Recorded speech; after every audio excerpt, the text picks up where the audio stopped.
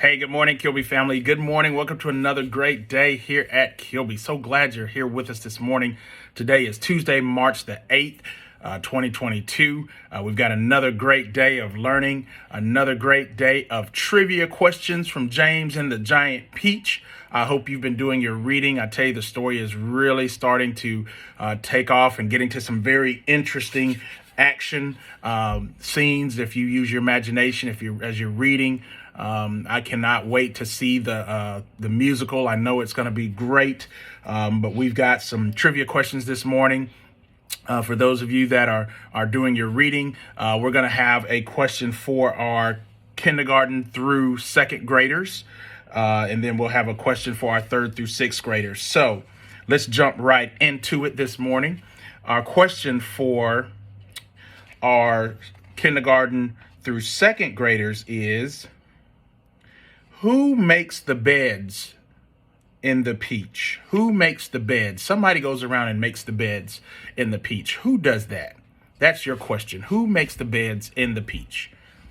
If you are a kindergarten through second grader, that is your question. Who makes the beds in the Peach? All right. For our third through sixth graders, and again, this is coming from chapters 13 through 15, pages 39 through 49. That was the reading from last night. So your question, if you are a third through sixth grader, is: what happens when the aunts tripped and fell? I guess they were running, maybe. If you did your reading, they were running, maybe. What happened to them after when they tripped and fell? What happened to them? That is your question. Okay? So again, if you're a kindergarten through second grader, who makes the beds in the Peach? Third through sixth graders, your question is: what happens to the aunts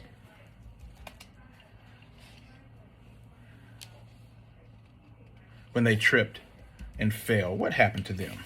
That's your question. All right. I'm going to do a little reading this morning. I found a book in our Leo lab, and this book is kind of along the lines of James and the Giant Peach. It has similar themes, if you will. It's called The Leaf Men. The Leaf Men. It's a pretty good story. Leaf Men are some pretty brave guys, and they've got some help from some friends, some brave bugs, and we'll talk about that. Here we go. There once was an old woman who loved her garden. Though her skin was wrinkled with age, it was as soft as the petals of her favorite roses. When I was a child, she told the children, the garden was a miraculous place, and anything could happen on a beautiful moonlit night. She looked at them sadly. But that was so long ago, I can hardly remember.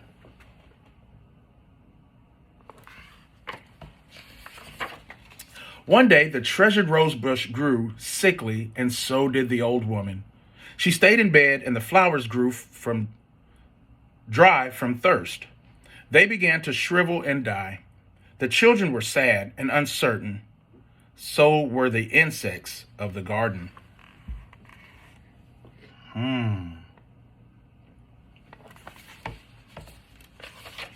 The crickets serenaded the old lady. Serenaded means they sang to her. The fireflies wished her well, but she would not wake. Her dreams were fitful and filled with things from long ago. She grew weaker and weaker. The garden was in peril. She's not doing well. See that? You must call upon the Leaf Men, said the mysterious long-lost toy. Only they can save things now. The Leaf Men are not real, sneered the Spider Queen. Her ant goblins croaked and laughed, but the toy ignored them.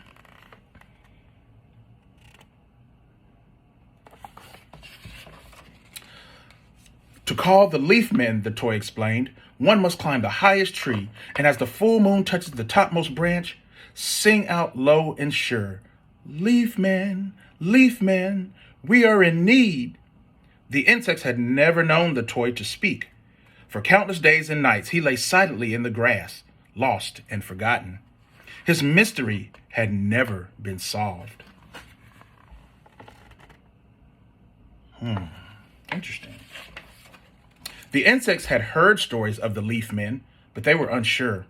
It would be a perilous journey to the top of the tree. No garden bug had ever gone so high. A tiny troop of doodlebugs assembled. "We of the Doodlebug Guild will face what must be faced," their leader proclaimed.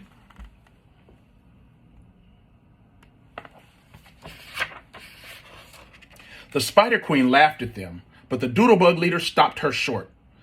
"Tiny of body, but brave of heart, we will finish what we start," he said proudly. This angered the spider. The long-lost toy smiled. He'd never liked the Spider Queen.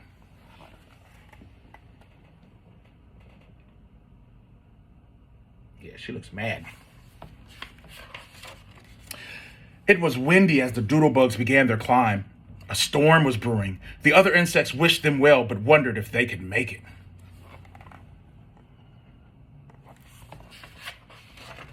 Night fell as they journeyed ever upward. The moon appeared through swiftly moving clouds. The wind grew stronger, but the doodlebugs were not afraid. They chugged along, racing with the moon to the top of the tree, a tiny train of brave, good bugs. They were almost to the treetop when lightning flashed. The sky rumbled. Giant raindrops smashed down.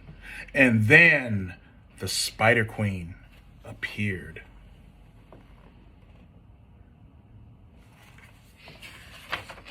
The doodlebugs rolled up tight to save themselves, but doodlebug bowling was just what the Spider Queen hungered for.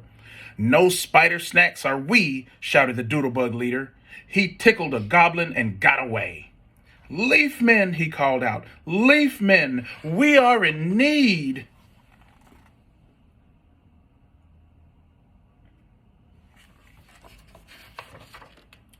The storm stilled. The air grew quiet. And there stood the leaf men, ready to lend a hand.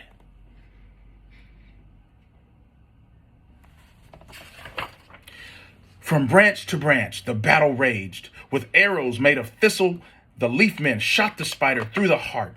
The goblins fled in horror. The valiant leaf men then whisked the doodlebugs earthward by way of Lunamoth.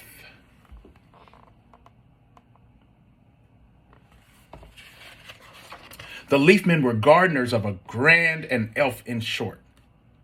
They sewed leaves back on, turned brown stalks green, and made the rose bush bloom like new. Tiny of body, but brave of heart, we always finish what we start, sang the doodlebugs as they helped. But when the gardening chores were done, the leaf men grew quiet.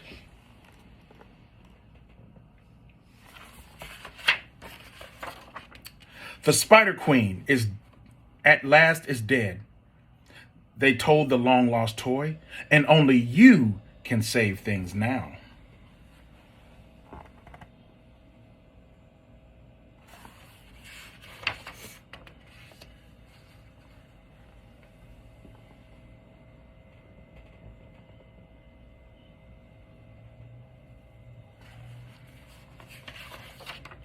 At dawn, the old woman finally woke up. Her eyes lit up. "My little metal man," she whispered. "You've been lost for so long." She had not seen him since she was a little girl. "I'd almost forgotten you," she sighed. She smelled the rose in his tiny hand. Then she saw footprints on the windowsill, and she smiled.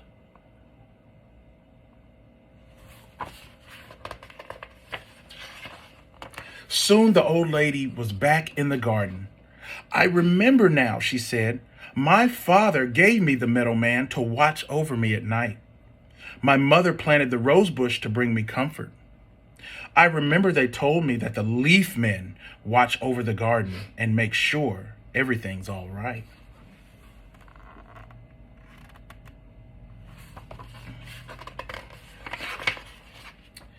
"Is that true?" asked the boy. She smiled and hugged them both. "Things may come and things may go," she said, "but never forget, the garden is a miraculous place, and anything can happen on a beautiful moonlit night.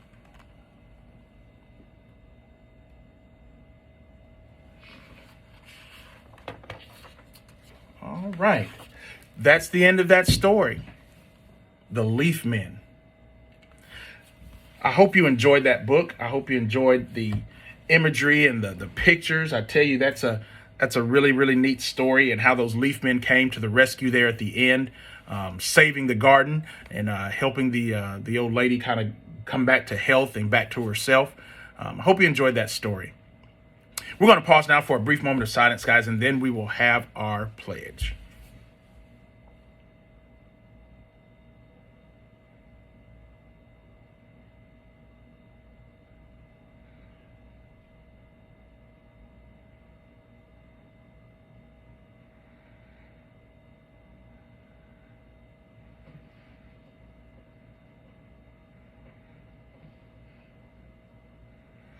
All right, teachers and students, let's now stand for the pledge. Thank you for standing. Attend, salute, and pledge. I pledge allegiance to the flag of the United States of America and to the republic for which it stands, one nation, under God, indivisible, with liberty and justice for all. All right, thank you, teachers and students. You may be seated. Hey, listen, I hope you have a fantastic day today. Continue to make good decisions. Continue to do your best work first. Do your best to try to complete your work here at school so you don't have homework. I know teachers don't typically assign homework. They give you things to try to complete if you did not complete them here at school. So please make sure you're taking care of your business, whether it's here or whether it's at home. Always remember to do things the Kilby way. Take care of yourselves. Take care of one another. Hope to see you in the building today. Take care and roll Lions.